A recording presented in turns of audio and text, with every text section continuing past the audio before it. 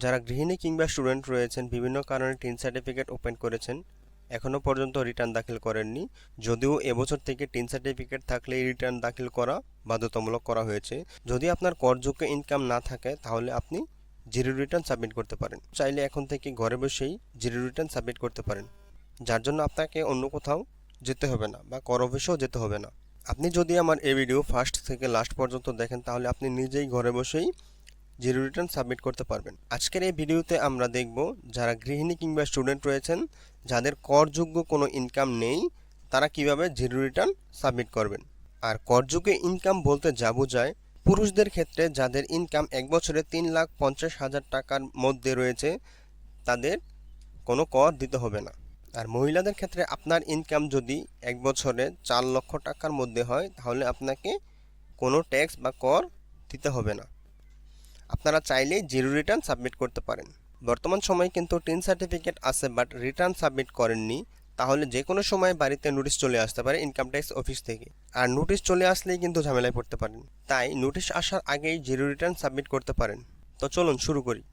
তো প্রথমে আমরা যে কোনো ব্রাউজারে গিয়ে সার্চ বারে লিখব etaxnbr.gov.bd। এটা থেকে সার্চ করলে আমাদের একটি ল্যান্ডিং পেজ চলে আসবে। আর এই ল্যান্ডিং পেজে আমরা ই রিটার্ন যে অপশনটা আছে, ই রিটার্নে ক্লিক করব। ই রিটার্নে ক্লিক করলে একটা পপ আপ মেসেজ আসবে যে are you registered in e return submit. তো আমরা যদি আগে ই রিটার্ন জমা দিয়ে থাকি বা আগে রেজিস্ট্রেশন করে থাকি তাহলে আমরা আই এম অলরেডি রেজিস্টার্ড দিব, এবং আমরা যেহেতু নতুন, আমরা আগে সাবমিট করি নাই আমাদের রিটার্ন, তাহলে আমরা আই এম নট ইয়েট রেজিস্টারে ক্লিক করব। তো আই এম নট ইয়েট রেজিস্টারে ক্লিক করার পরে আরেকটা মেসেজ আসছে, দেখেন যে এখানে আপনি যেই নাম্বারটি দিয়ে আপনার রিটার্নের রেজিস্ট্রেশন করবেন ওই নাম্বারটি আপনার নিজের নাম্বার হতে হবে, বা যার রিটার্ন সাবমিট করবেন ওই ব্যক্তির নিজের এনআইডি দিয়ে সিম রেজিস্ট্রেশন করা থাকতে হবে। যেহেতু আমার নিজের এনআইডি দিয়ে সিম রেজিস্ট্রেশন করা আছে তাই আমি ওকে দেবো। আর অন্যথায় আমরা আমাদের এনআইডি কার্ড দিয়ে আমাদের সিম রেজিস্ট্রেশন করা আছে নাকি তা চেক করে দেখে তারপরে ওপেন করব। তো এখানে আমরা ওকে দিলাম। ওকে দেওয়ার পরে দেখেন একটা পেজ আসছে, এখানে ইন্টার ইউ টিন, এখানে আমাদের টিন নাম্বারটা দিতে হবে, এখানে ফোন নাম্বার এবং ক্যাপচা দিতে হবে। তো এখানে আমাদের টিন নাম্বারটা দিতে হবে, এখানে আমাদের যেই ফোন নাম্বারে আমাদের ওটিপি যাবে ওই ফোন নাম্বারটা দিতে হবে, দেন ক্যাপচার দিয়ে ভেরিফিকেশন করতে হবে। তাহলে আমরা এখানে আমাদের টিন নাম্বারটা দিয়ে দিই, এটা আমার টিন নাম্বার, দেন ফোন নাম্বার। আমি ফোন নাম্বারটা দিয়ে নিই। এখানে ক্যাপচারটা যেভাবে দেওয়া আছে ঠিক সেভাবে আমরা পূরণ করব। বড় হাতেরটা বড় হাতের এবং ছোট হাতেরটা ছোট হাতের।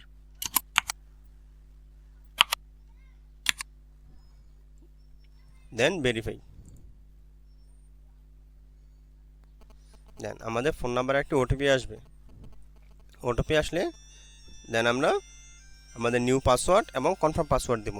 আমার ফোনে একটি ওটিপি চলে আসছে, তো আমরা একটা কনফার্ম আমাদের পাসওয়ার্ডটা দিয়ে দিই।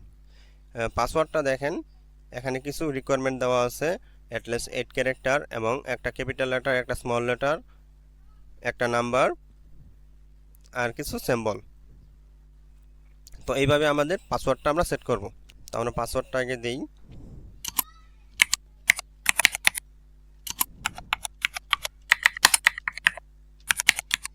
দেখেন আমার পাসওয়ার্ডটা কিন্তু সবগুলি সবুজ হয়ে নিয়েছে, তাহলে আমার পাসওয়ার্ডটা নিচে।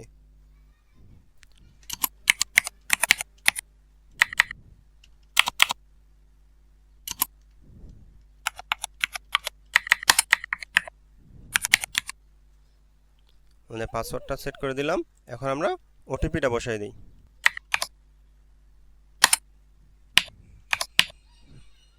দেন সাবমিট। আমরা চাইলে সেভ করে রাখতে পারি, নাও সেভ করতে পারি। তো সাবমিট করার পর আমাদের একটি নতুন ইন্টারফেস আসবে। এখন আমাদের নতুন করে আবার সাইন ইন করতে হবে। সাইন ইন করার জন্য আমাদের যে টিন নাম্বারটা আছে এখানে টিন নাম্বারটা দেব এবং আমাদের পাসওয়ার্ডটা বসাই দেব।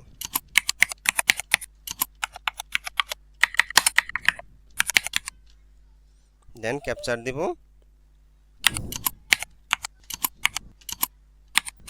এখন সাইন ইন।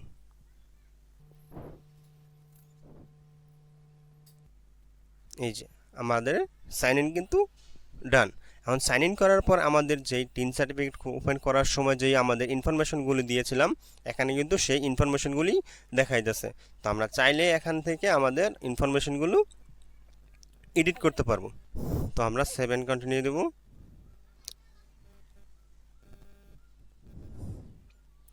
এখান দেখেন একটা পপআপ আসছে যে ফার্স্ট রিটার্ন সাবমিশন, আমাদের এটা কি প্রথম রিটার্ন নাকি আগেও কোনো রিটার্ন আমরা জমা দিছি। তো আমাদের যেহেতু ফার্স্ট রিটার্ন তাহলে আমাদের ইয়েস দিব। আর ইস্যুর আমাদের আবারও কনফার্ম করতে বলতেছে, তাহলে আমরা আবারও কনফার্ম করে দিলাম। এখন কিন্তু আমাদের মেন রিটার্নের কাজ চলে আসবে। এই ইন্টারফেসে আসে আমরা দেখব আমাদের এখানে কয়েকটা অপশন আছে, home, submission, regular return.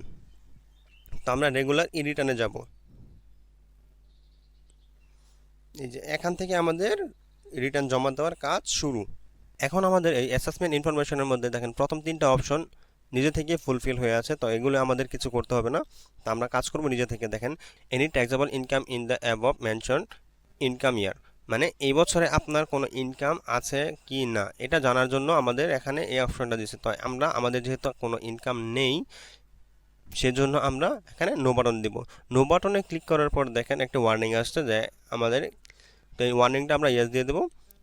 Yes দেওয়ার পর দেখেন যে এই আমাদের ডান পাশের যে অপশনগুলি আছে এই অপশনগুলি কিন্তু হাইড হয়ে গেছে। তো আমাদের যেহেতু ইনকাম নাই সেজন্য আমরা এই অপশনগুলি আমাদের ফুলফিল করতে হবে না। তো এখন আমরা 7 কন্টিনিউ দেব।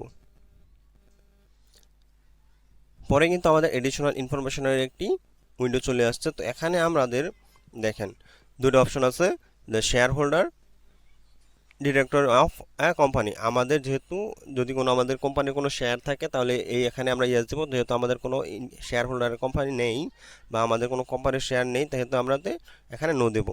ডান পাশে কী আছে, IT 10B requirement. IT 10B রিকোয়ারমেন্টে কী আছে যে আমাদের যদি কোনো 50 লক্ষ টাকার মতন কোনো সম্পত্তি থাকে তাহলে আমরা এখানে ইয়েস দেবো, অন্যথায় আমরা নো দেবো। যেহেতু আমাদের এত সম্পত্তি নেই আর এটা যেহেতু স্টুডেন্ট এবং গৃহিণীদের জন্য যাদের কোনো ইনকাম নেই তাদের জন্য যেহেতু জিরো রিটার্ন সাবমিট, সেহেতু এদের এত ইনকাম নেই, তো আমরা এখানে নো দিব। এবং এই নো দিয়ে বাকি 3টি অপশনও মোটর কার এইগুলিও আমরা নো দিয়ে দেব।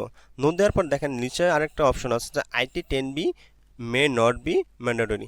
এখানে আমাদের যেহেতু আমরা জিরো রিটার্ন জমা দেব তাও কিন্তু আমাদের যেই বাৎসরিক একটা কিন্তু খরচ আছে, প্রতিটা মানুষেরই কিন্তু বাৎসরিক কিছুটা খরচ আছে। যেহেতু আমাদের খাওয়া দাওয়া, চলাফেরা, লেখাপড়ার খরচ আছে কিছু, এই খরচের হিসাবটা তাদেরকে দেখাতে হবে।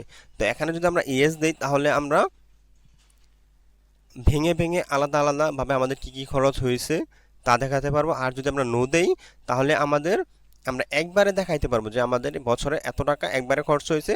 তো আমি যেহেতু ভেঙে ভেঙে দেখাবো তাহলে আমরা ইয়েস দিয়ে দেবো। ইয়েস দিয়ে 7 কন্টিনিউ। 7 কন্টিনিউ দেওয়ার পরে দেখেন এখানে নতুন একটা উইন্ডো আসছে। তো এখানে আমাদের যেই অপশনগুলি ফুলফিল করার দরকার তা আমরা ফুলফিল করব। দেখেন এখানে একটু এক্সপেন্ডিচার একটা অপশন আসছে। তো এখানে আমাদের যেই যা যা খরচ আছে এই গত 1 বছরে ওই খরচের আনুমানিক একটা চার্ট জমা দিতে হবে।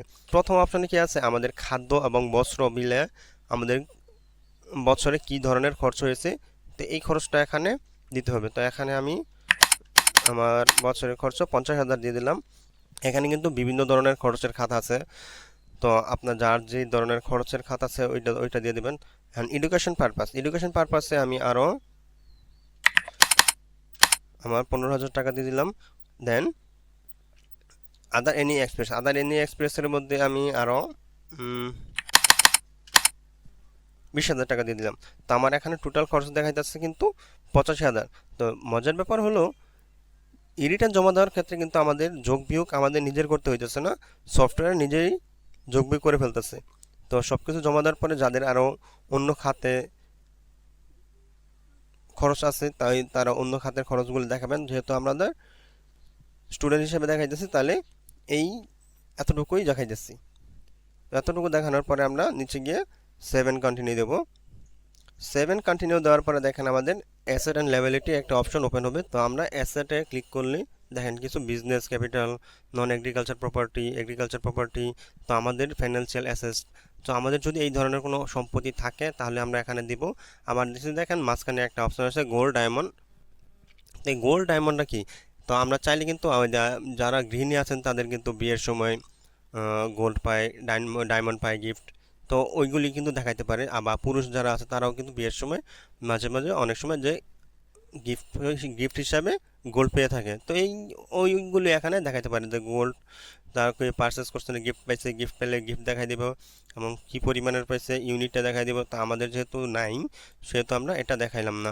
আর দেন তারপর আরেকটা অপশন আছে দেখেন যে ক্যাশ অন ফান্ড, যে আমাদের প্রত্যেকের কিন্তু যে বাৎসরিক খরচের পরে যদি হাতে কোনো ক্যাশ থাকে, যে আমি বাৎসরিক খরচ আমার ওখানে হয়েছে 85,000 টাকা, আমার হাতে এখন 20,000 টাকা বা 25,000 টাকা বা 1,00,000 টাকা আছে, তো ওই ক্যাশটা এখানে দেখাই দেবেন। তো এখানে এটা দেখালে কিন্তু আপনার ওইটার কর দিতে হবে না। তো আমার যেহেতু হাতে কিছু টাকা আছে, তো আমার হাতে টাকা আছে কত, 20,000 টাকা। তো আমি এটাও এখানে দেখাই দিলাম। এটা দেখানোর পর আমরা নিচে চলে যাব, যে আমরা এখন যে 85,000 টাকা এবং হাতে 20,000 টাকা আছে, তা আমাদের 1,05,000 টাকার মতন খরচ হয়েছে। তো এই টাকাটা আমরা কোথা থেকে পেলাম? তো এখানে আমাদের নিচে সোর্স অফ ফান্ডে ক্লিক করে এই টাকাটার উৎস আমাদের দেখাতে হবে। তো আমরা কোথা থেকে পাইলাম এই টাকাটার উৎস আমাদের ওদেরকে দেখাই দিতে হবে। তো এটা সোর্স অফ ফান্ডে ক্লিক করার পর, তো সোর্স অফ ফান্ডের আদার রিসিপ্টে ক্লিক করলে যে অপশনটা আসবে, এখানে আমাদের কিভাবে কোথা থেকে আমাদের টাকা পাইলাম তা ওইগুলি আমরা এখানে উল্লেখ করে দেব। যেহেতু আমার কাছে ক্যাশ ছিল 20,000 টাকা, 20,000 টাকা ছিল গত বছরের আগে আগে সেভিং ছিল, তাহলে আমরা এখানে উল্লেখ করে দেব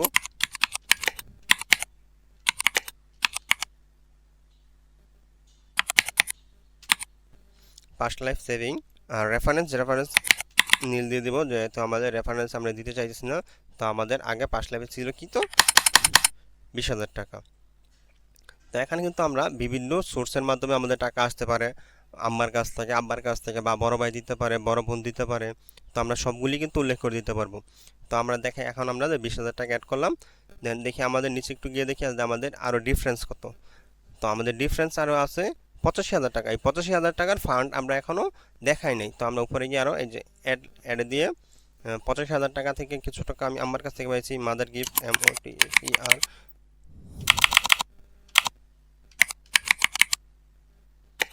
মাদার গিফট। তো মাদার গিফট রেফারেন্স নীল। তো আমার কাছ থেকে আমি কত টাকা পেয়েছি, 50,000 টাকা। তো 50,000 টাকা এখন আমার কত কাছে আরও 35,000 টাকার গ্যাপ আছে। তো এখন আমরা আরও আমি আমার বোনদের কাছে কিছু টাকা পেয়েছিলাম, তো আমরা বোনেরটা দিয়ে দিই।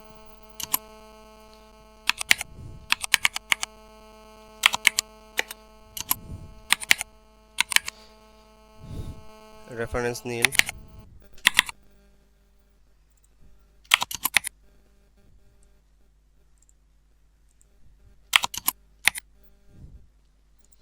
তো আমার কত টাকা গ্যাপ আছে, তো 35,000 টাকা আমি বোনের কাছ থেকে পাইলাম 35,000 টাকা। তো এটা আমি বোনের কাছ থেকে দিতাম, বা আরেকটা আমি আরও খাতে দিয়ে দিতে পারি, যে আমি আমার ভাইদের কাছ থেকে পাইছি ওইটাও অ্যাড করে দিতে পারি। তো আমি এতটুকুই দিলাম যে আমার পাস্ট লাইফ সেভিং ছিল 20,000, আম্মা দিচ্ছে 50,000, বোন দিচ্ছে 35,000। তো এখন দেখেন ডিফারেন্স কিন্তু এখন জিরো। তো আমাদের কিন্তু যা সেভিং ছিল, যা খরচ হয়েছে, আর আমার টাকার সোর্স অফ ফান্ড মিলা মানে বরাবর হয়ে গেছে, যে আমি এত টাকা খরচ করছি আর এত টাকা আমার কাছে আসছিল। তো ওই দুইটা মিলে কিন্তু এখন বরাবর। তাই দেন পরে আমরা দেব 7 কন্টিনিউ। দেখেন পরে আমাদের ট্যাক্স অ্যান্ড পেমেন্ট একটা অপশন আছে। তো একই অপশনে আমরা আমাদের কি কি ইনফরমেশন দিয়ে দেবো। দেখেন টোটাল ইনকাম, তো আমাদের বছরে কোনো ইনকাম নাই, টোটাল ইনকাম 0। এবং নিচে দেখেন নিচে টোটাল অ্যামাউন্ট পেয়েবল। তো পেয়েবল আমাদের যেহেতু ইনকাম নেই, তাহলে আমাদের কোনো করও প্রদান করতে হবে না, সেহেতু করের গড়টাও 0। সেহেতু আমরা নিচে চলে যাব, নিচে গিয়ে প্রসেস টু অনলাইন রিটার্ন। তো প্রসেস টু অনলাইনে ক্লিক করে দেব। এই প্রসেস টু অনলাইনে ক্লিক করার পর দেখেন এখানে আমরা আমাদের ফুল একটা ফর্ম আসছে। তো এই ফর্মের মধ্যে আমরা কী কী খাতায় কীভাবে আমাদের রিটার্ন জমা দিচ্ছি, কীভাবে আমাদের কোন খাতে টাকা দেখাইছি, সবগুলি এখানে উল্লেখ করা আছে। তো এটা চাইলে সেভ করে রাখতে পারেন বা স্ক্রিনশট দিয়ে রাখতে পারেন, পরবর্তী বছরে আবার এই অনুযায়ীটা জমা দিতে পারেন।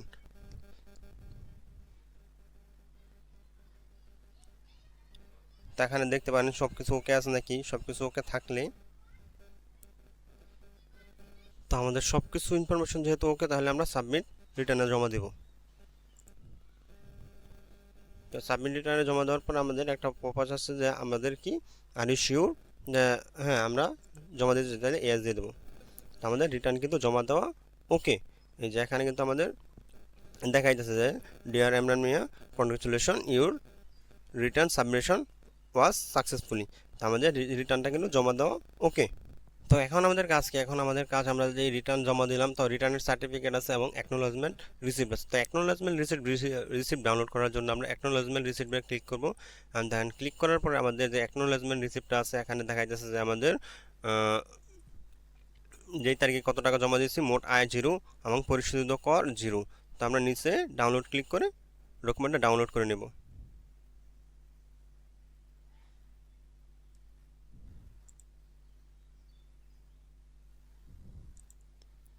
তো এটা ডাউনলোড করার পর আমাদের রিটার্নের যে আমাদের রিটার্নের সার্টিফিকেট ডাউনলোড করবো। যে রিটার্নের সার্টিফিকেট ডাউনলোড করার জন্য এখানে যাব আমরা এক্সপ্রেস সার্টিফিকেট। তো এখানে যাওয়ার পর দেখেন আমাদের এই সার্টিফিকেটটা এখানে আছে যে আমাদের এই বছরের অর্থ বছরের আমরা 2024-25 অ্যাসেসমেন্ট ইয়ার, মানে এই বছরে আমরা এই রিটার্নটা সাবমিট করছি। তো এটাও আমরা ডাউনলোড করে নেব।